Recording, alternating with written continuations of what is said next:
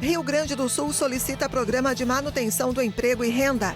Governador quer que o benefício seja semelhante ao da pandemia. Paraná mais verde. 50 municípios plantaram 87 mil árvores. Forças de segurança paranaense realizam treinamento. Cascavel cedia simulado de defesa territorial. Projeto polêmico gera debates no Paraná. Iniciativa do governo do estado vai permitir que instituições privadas passem a gerenciar escolas públicas. Inaugurado o maior parque de inovação do Brasil, Parque Tecnológico em Florianópolis, promete abrigar novos empreendimentos. E você vai ver ainda. Cientistas alertam que o aquecimento global aumenta em ritmo sem precedentes. Aviso é feito durante as negociações para a COP29. Essas e outras notícias a partir de agora no Pix News.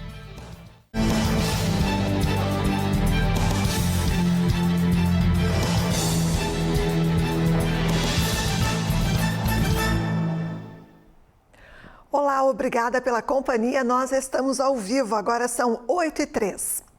E as forças de segurança do Paraná realizaram durante a madrugada de hoje um treinamento tático. A cidade de Cascavel foi sede de um simulado de defesa territorial. Parece um assalto durante a madrugada.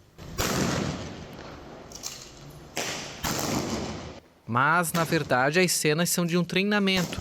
O simulado, realizado na madrugada desta quarta-feira em Cascavel, é específico para treinar tropas para lidar com situações extremas de assaltos. A operação envolveu um ataque simulado a uma empresa de valores, alvo constante dos criminosos. Nós simulamos exatamente aquilo que possivelmente possa ocorrer para que haja um condicionamento da nossa tropa. Nós chamamos todas as forças de segurança para que participem, para que tenham uma noção exata da realidade dos fatos quando possivelmente puder acontecer. Esse é o segundo simulado do ano. O treinamento busca cases reais, simulando ações criminosas que já ocorreram no estado, em busca de mais efetividade durante as ocorrências. Então, os planos de defesa eles são uma doutrina que hoje estão intrínsecos na PMPR, todos os batalhões conhecem essa doutrina, e isso é para combater situações como aquela que ocorreu em Guarapuava. Então, em Guarapuava foi uma situação bastante grave que nós chamamos de domínio de cidades. Só que essa situação aqui também serve, esse treinamento também serve até para um assalto a banco comum.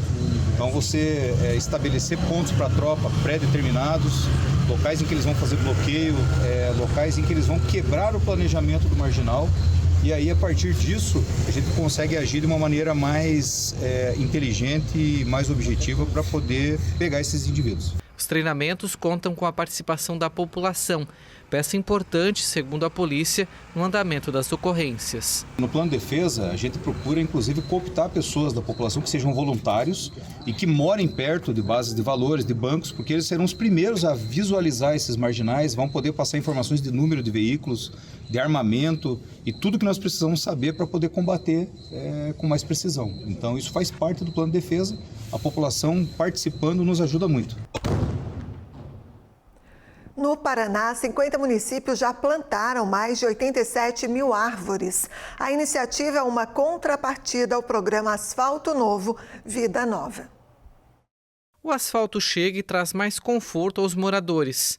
Mas, no Paraná, as cidades contempladas com o programa de pavimentação do governo do estado precisam de uma compensação. A cada quilômetro de asfalto, árvores precisam ser plantadas. A iniciativa busca compensar a emissão de carbono decorrente das obras. A gente faz o cálculo estimado de quantas árvores eles teriam devido ao impacto da obra, né?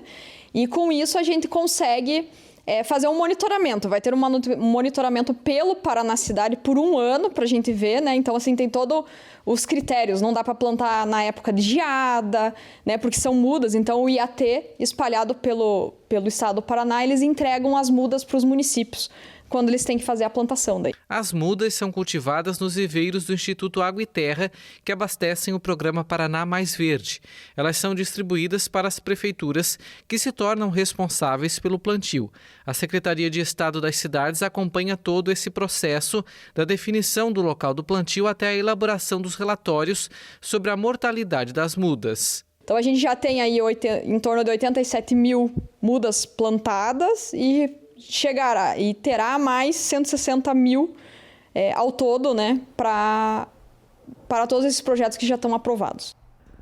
O futuro da educação está em debate no estado do Paraná. Um projeto de lei considerado polêmico foi sancionado no início desta semana pelo governador Ratinho Júnior.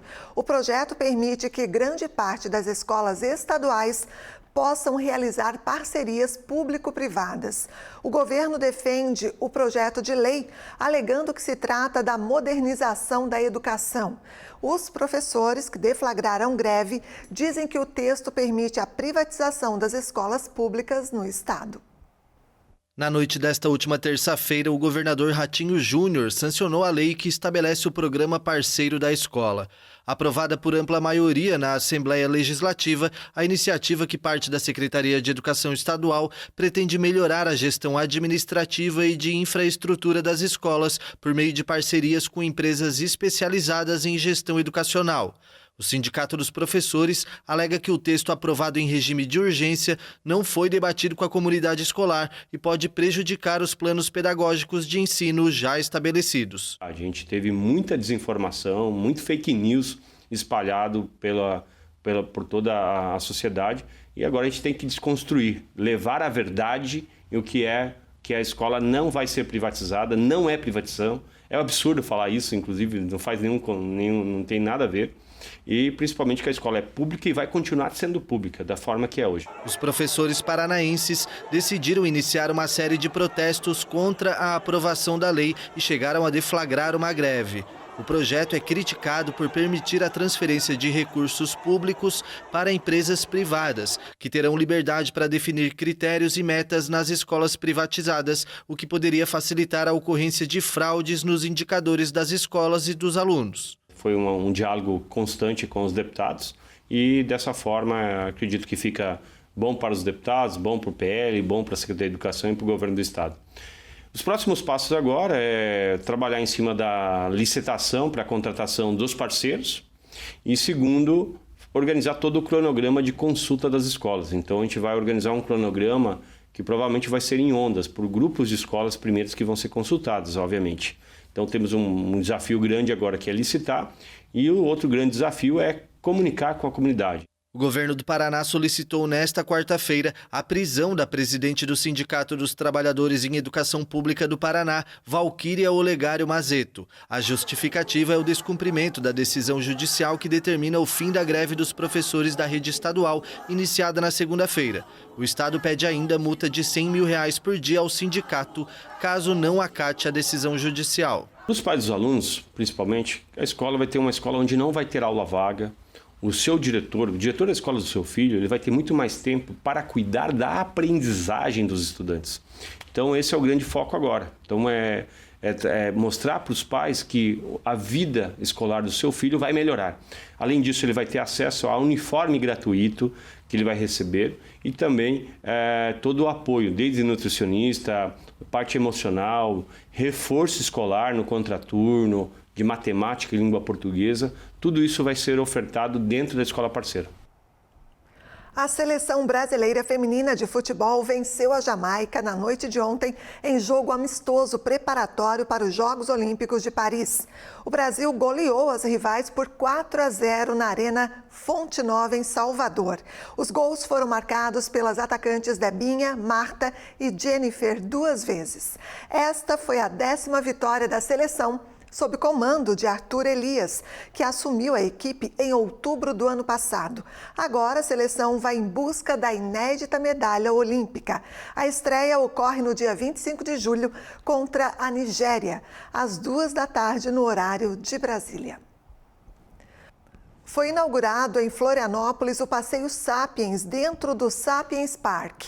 O local integra negócios, gastronomia e lazer em um grande centro de convivência a céu aberto. Localizado no norte da ilha, próximo às praias de Jurerê, Canasvieiras e Cachoeira do Bom Jesus, em Florianópolis, o complexo multiuso tem 28 mil metros formado por 2 edifícios. O local contém restaurantes, áreas de lazer e a assinatura de uma mercadoteca com 15 operações gastronômicas diferenciadas. O projeto Passeio Sapiens ele é um marco não só para o bairro, não só para a cidade, mas também para o estado. É um novo conceito de urbanismo que está surgindo aqui dentro do Sapiens Park. Sapiens Park é mais do que um parque tecnológico.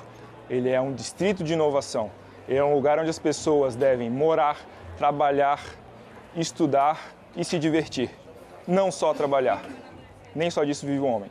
Então essa é a nossa ideia, é expandir o projeto Sapiens Park, dar celeridade para a evolução desse projeto, fazer com que ele se concretize, seja uma potência, seja uma referência nacional e internacional. A Associação Catarinense de Tecnologia também estará instalada no local, em uma área de 3.700 metros quadrados destinados às empresas de tecnologia e inovação, além de um amplo auditório para eventos e uma unidade de coworking e Impact Hub.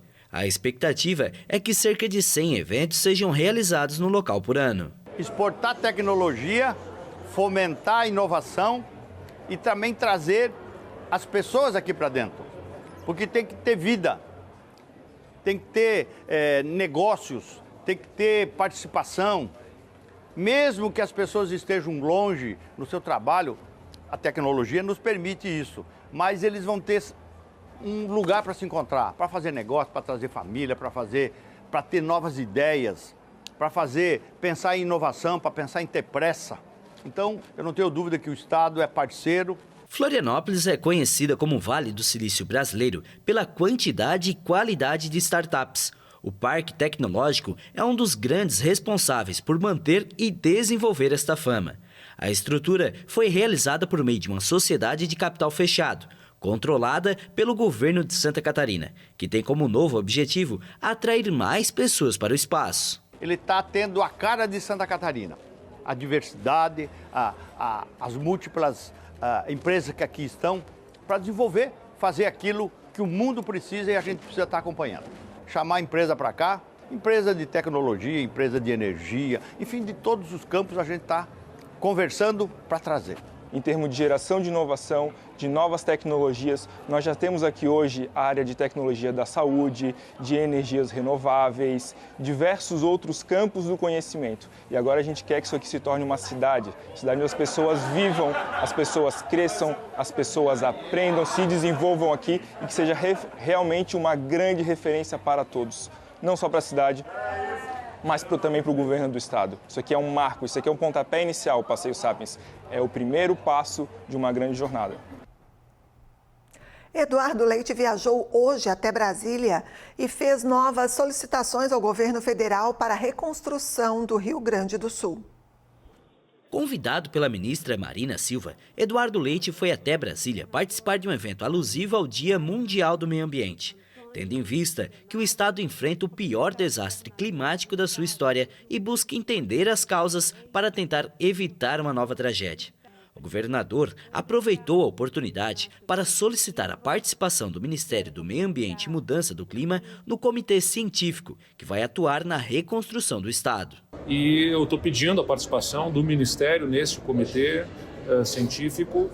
Inclusive, conversei com a secretária especial para mudanças climáticas, que é a Ana Toni, pedindo contribuição de novos especialistas, de tudo que a gente possa ter de aproveitamento da academia e de especialistas que nos ajudem, orientem a reconstrução para melhor do Estado, né? Respeitando o meio ambiente, construindo resiliência para enfrentar as mudanças climáticas. Após o evento, Leite se encontrou com Lula. Durante a reunião com o presidente, o governador solicitou a criação de um programa de manutenção do emprego e da renda para os trabalhadores do Rio Grande do Sul, além do apoio da União na recomposição de receitas do estado e dos municípios gaúchos. Para Eduardo Leite, o programa voltado aos trabalhadores e empresas privadas deveria ser similar ao benefício emergencial de manutenção do emprego e da renda instituído durante a pandemia de Covid-19.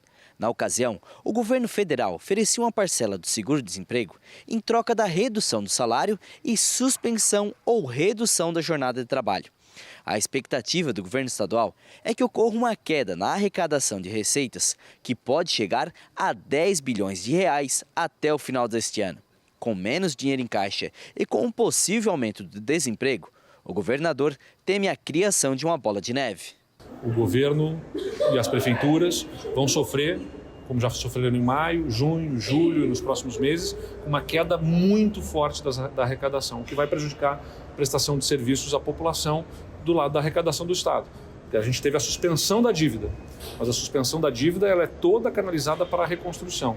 Eu tenho um fundo constituído para a reconstrução com recursos da suspensão da dívida, que eu vou depositar nesse fundo, mas de outro lado, na minha arrecadação, eu vou ter uma queda forte que vai me atrapalhar a prestação de serviços e em outros investimentos do Estado que são também importantes. O governador do Estado fará parte da comitiva presidencial que vai acompanhar amanhã os trabalhos de recuperação do Vale do Taquari. Lula se comprometeu a analisar as propostas apresentadas. Não recebemos até aqui nenhuma sinalização na direção de programa para manutenção de emprego e renda. Entendo que seja uma preocupação também do governo federal, mas até aqui não houve uma sinalização clara sobre qual programa. Se vai ser na forma de bem, que é o benefício emergencial de manutenção de emprego e renda que foi usado na pandemia, ou se vai ser outro formato, respeitando a forma como este governo vê este assunto, isso é menos relevante para nós. O importante tem que ter algum programa para manutenção de emprego e renda e é urgente, tem que ser para já, porque está na hora de pagamento das folhas de pagamento das empresas e se isso não for entregue rapidamente, apresentado rapidamente, infelizmente a gente pode estar diante de muitas demissões que seriam evitáveis. Agora nós vamos para o intervalo. Em instantes você vai ver que mais da metade da população da Argentina está na pobreza. Dados do primeiro trimestre deste ano preocupam. E ainda, cientistas alertam que aquecimento global aumenta em ritmo sem precedentes. Aviso ocorre durante as negociações para a COP29 em novembro. Nós voltamos já, não sai daí. Começou o mês do Clube Car no Comprão. Tá cheio de vantagens. Aproveite e concorra a um ano de compras. Banana caturra só R$ 1,59 o quilo no Clube Car. Laranja pera R$ 3,59 o quilo no Clube. Alcatra com maminha inteiro a vácuo a partir de R$ 24,90 o quilo no Clube. Óleo de soja 900 ml R$ 4,79 só no Clube. Feijão preto caldão tipo 1 quilo R$ 5,49. Lava-roupas Omo lavagem perfeita 2,4 kg R$ 24,99. Melhor preço é no Comprão. O programa Estrada Boa está em fase acelerada. As ações já chegaram a todas as regiões do estado. Tem obras em andamento bem perto de você. Aqui aumentou a segurança na viagem. Agora não tem mais desculpa para não visitar minha mãe. Ficou melhor para admirar as belezas do nosso estado. Isso é respeito e desenvolvimento para todos. Programa Estrada Boa é a nossa infraestrutura levada a sério.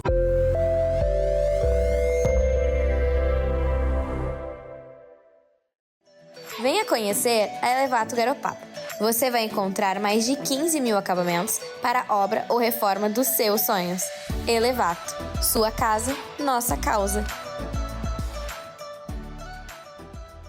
A Casa Azul é uma clínica de psicologia e neurodesenvolvimento infantil especializada em transtorno do espectro autista. Estamos preparados para atender você e sua família num ambiente lúdico e acolhedor. A Casa Azul está no centro de Garopaba. Procure por Casa Azul Garopaba no Instagram e venha nos conhecer.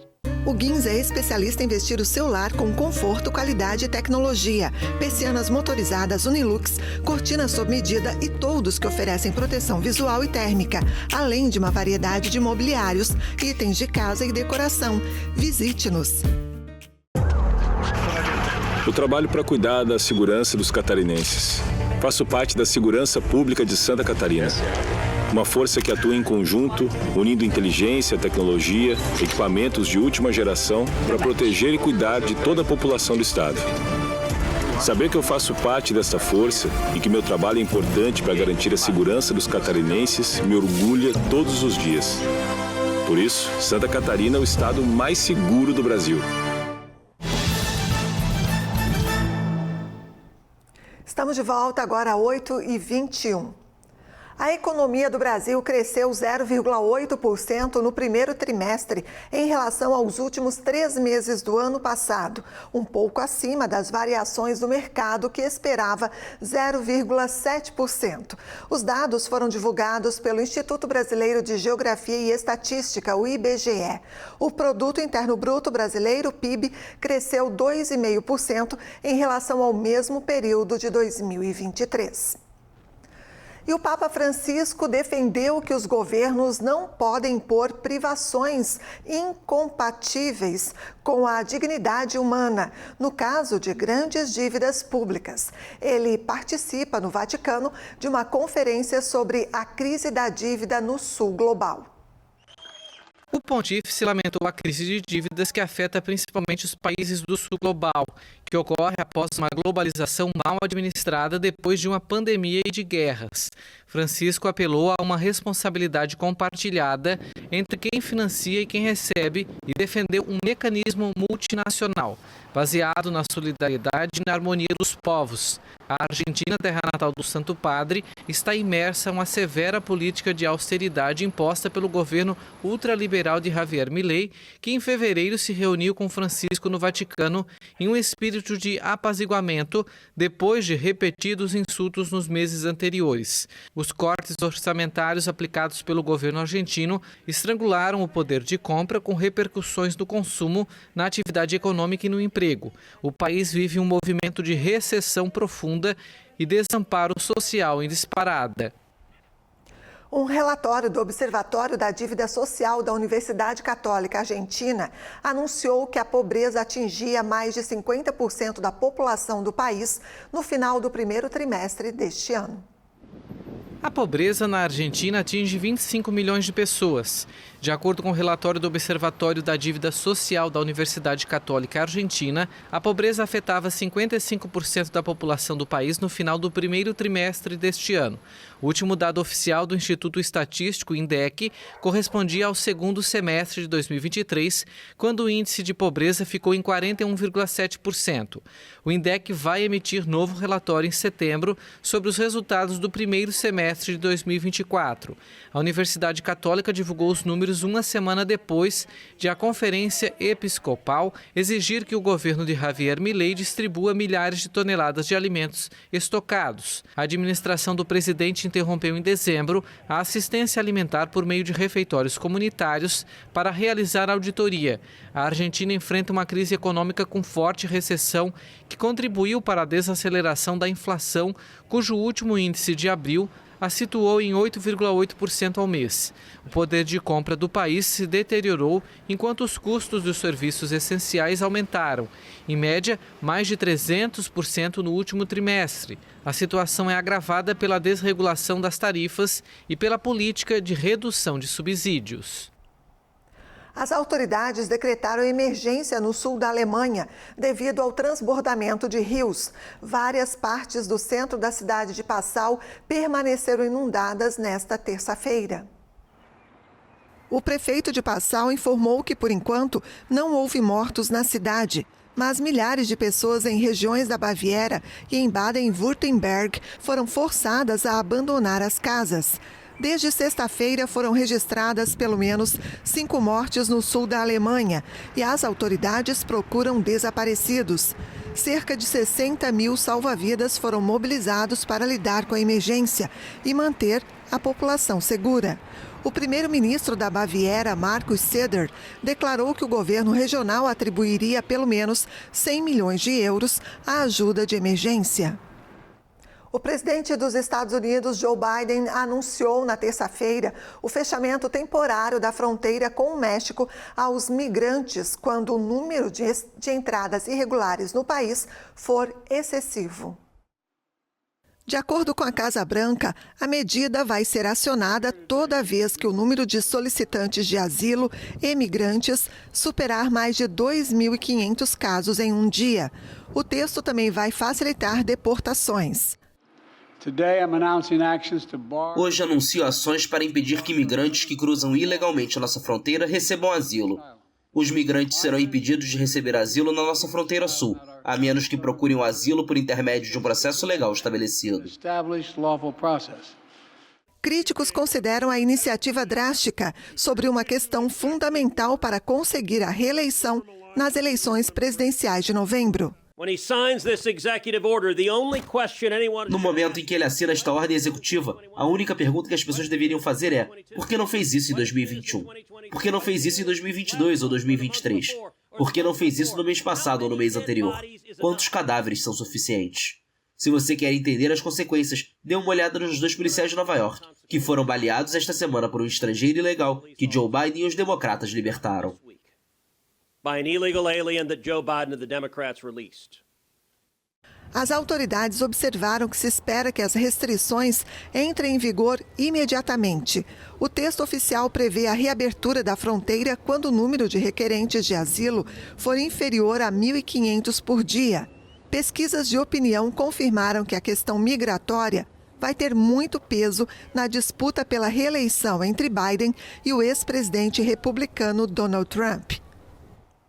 Cientistas alertaram que o aquecimento global aumenta em um ritmo sem precedentes.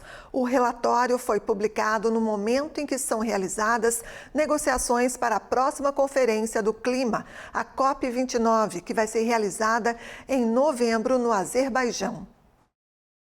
O aquecimento global causado pelas atividades humanas acelera um ritmo sem precedentes, enquanto a margem para conter o aumento de temperaturas a 1,5 graus diminui. A advertência foi feita por pesquisadores em um estudo publicado nesta quarta-feira. O relatório, publicado na revista Earth System Science Data, é resultado do trabalho de quase 60 cientistas de renome que seguem os métodos do IPCC, Painel Intergovernamental sobre Mudanças Climáticas da ONU. Em relação à era pré-industrial, a atividade humana provocou um aumento das temperaturas de 1,19 graus Celsius no período estudado e uma alta em relação aos valores do último relatório há um ano. Só em 2023, o aquecimento atribuído à atividade humana foi de 1,31 graus Celsius. O aumento total foi de 1,43 graus, considerando variáveis naturais como o fenômeno El Niño.